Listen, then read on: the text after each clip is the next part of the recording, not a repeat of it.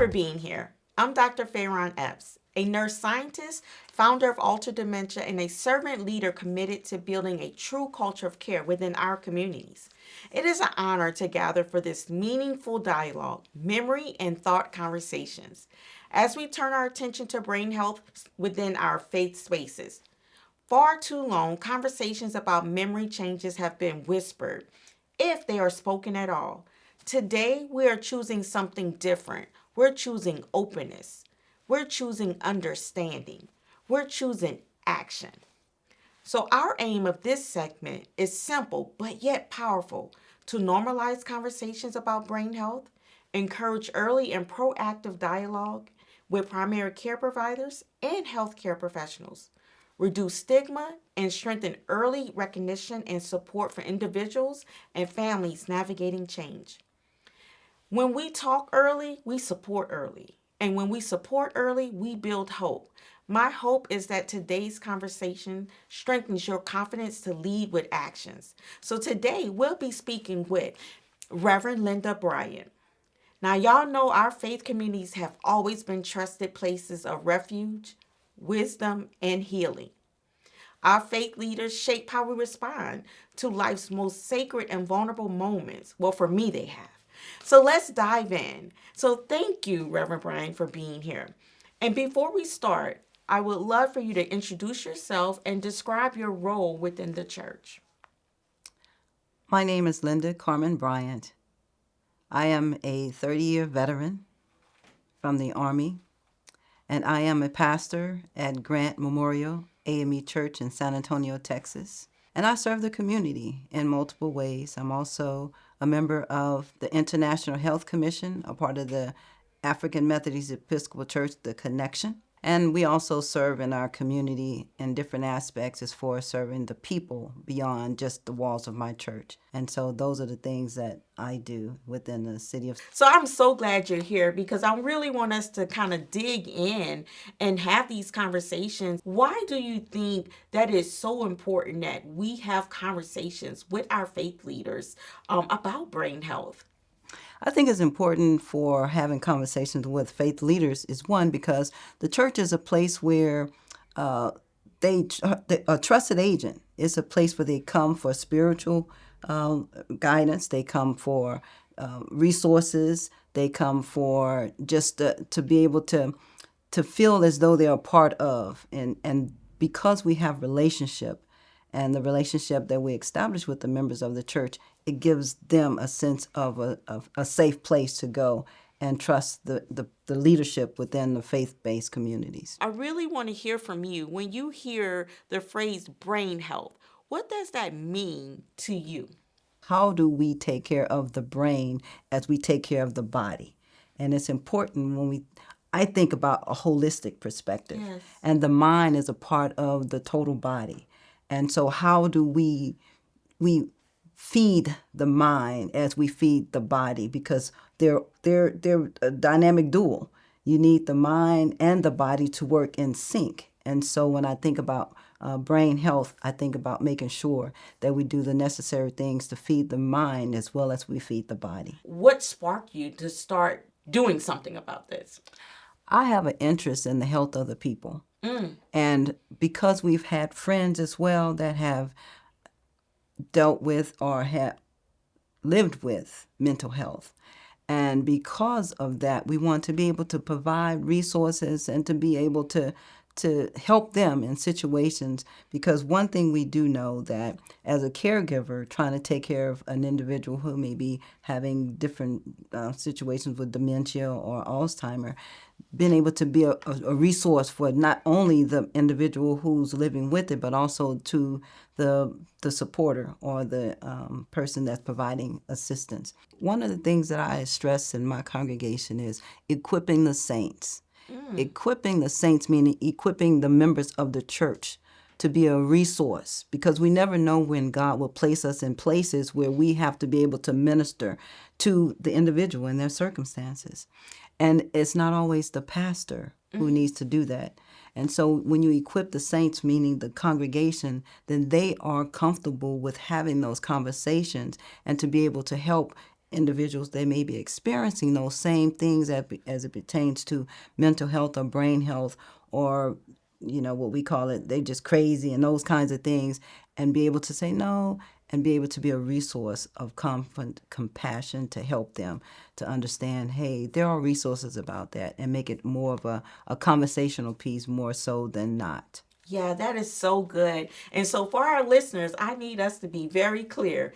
This conversation, yes, it's with Reverend Linda, right? And she's a faith leader. But this is for all, because you just made a great point that it's not faith leaders, right? You are trying to equip all.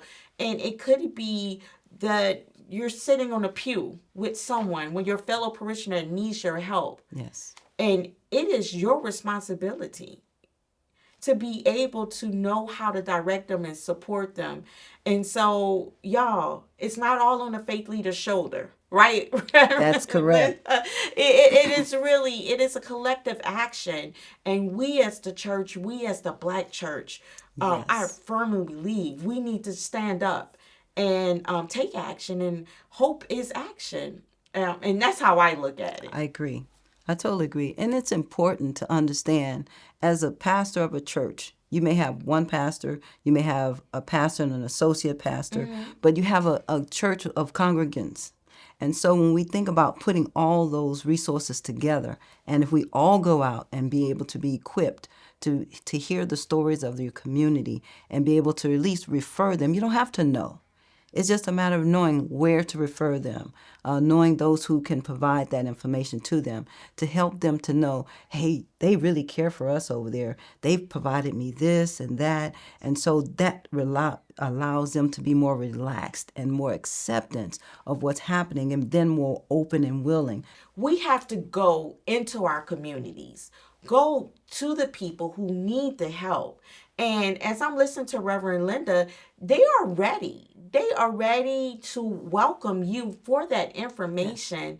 I think that's so important. Many times, the community is expected to go to the healthcare professionals. Sure. But you really shed light on how important it is for the healthcare professionals to come into the community and how they can develop these relationships with their local churches and the faith leaders to provide education.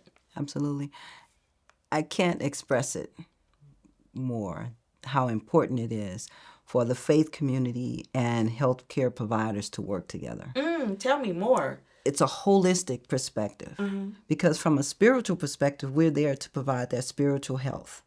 From the physical and the body itself, that's not our expertise in that regard. From the how to take care of the body, and if the healthcare providers can provide us with information and resources that is pertinent to the conditions and situations that we're dealing with within our community, that helps us to support them and them to support us.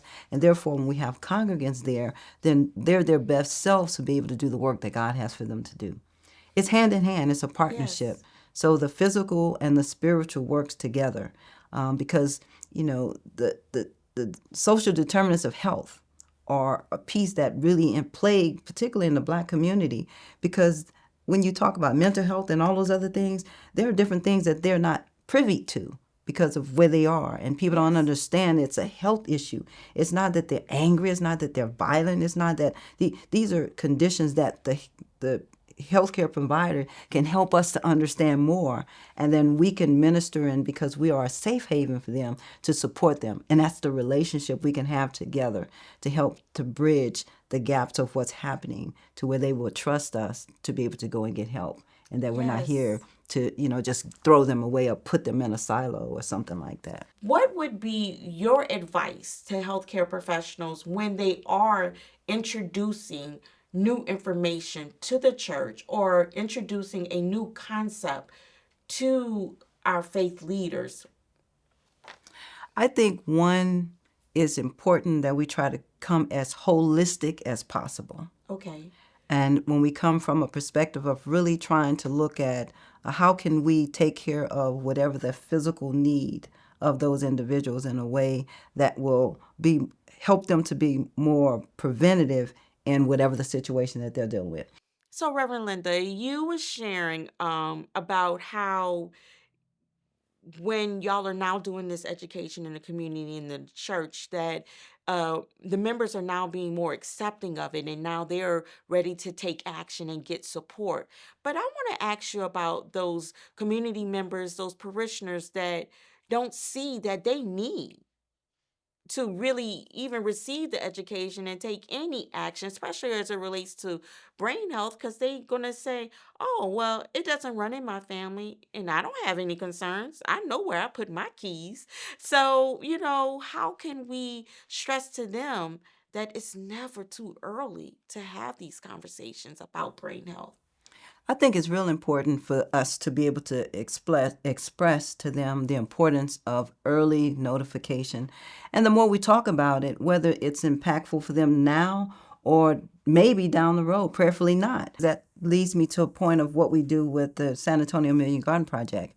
And so every Friday, our presiding elder has a weekly meeting, and each Friday we talk about various things. And some of the things we talk about is food and the different things about the different vegetables or foods or herbs that we're growing in our garden, and we talk about how it impacts the body.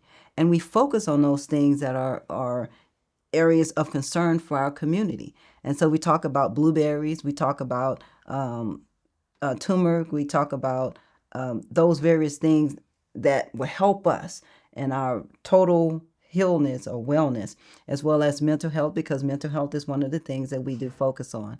And so we try to highlight the various things that we can consume as a part of our daily diet that will help us in those aspects. And so we emphasize that from the church perspective as well as from the presiding elder district to help us to understand more about healthy eating and how it impacts the mind. My question for you would be, or Sure. just my charge, right? Sure. You're gonna go home with some homework. Would be to make sure when you're doing that to tie it back to brain health if you're not doing it already, so they can see that this is not just good, it's good for your whole body, but for them to fully understand and they can make that connection. Sure. I think that's what, some people are doing things, but they don't understand that it's really helping their brain health. So can you, that's your homework. Absolutely. We'll take that and emphasize more so in that regards, because a lot of times we talk about the other things, high blood pressure and diabetes and those things. So we will add that extra emphasis to the brain health so that they understand the importance of that as well. What would you say that the churches as a whole, what can they do better around this? Bringing in individuals like yourself to come and talk about those things, so that the more we understand it, the more likely we'd be willing to go out and share it with someone else or even consider it for ourselves. And so I think it would be a great opportunity for us to be able to understand more about it so that we can be able to encourage our parishioners and help them to understand it more, so it can open them up as, again, personally or to help loved ones. So as we wrap up, could you, is there anything else you would like to share? So you have gave us so many pearls of wisdom, and you have addressed faith leaders, parishioners, community, and also our healthcare professionals. Is there anything else you would like to share? I think when we deal with mental health and brain health, what we eat matters from a holistic perspective. I think educationally, I think it's important to understand that there are individuals who really care about us and have information to help us to better ourselves. And I also think that if we come together and understand that we're not in this alone, we're not all by ourselves, and there are people who really care about you and care about what you're going through, that will be able to walk along with you and to be able to provide the necessary resources or be able to be there in the sense of the process and what's going on. There we go. We're taking action, y'all. So I got Reverend Linda taking action. And hopefully, as y'all are tuning in, y'all are thinking about the things that you can do to take action. And so that's what this is all about. The memory and thought conversations. It is really about us learning more and then us taking action. Y'all, together by centering stories and shifting stigma, we can build healthier futures for our families and communities. Take care.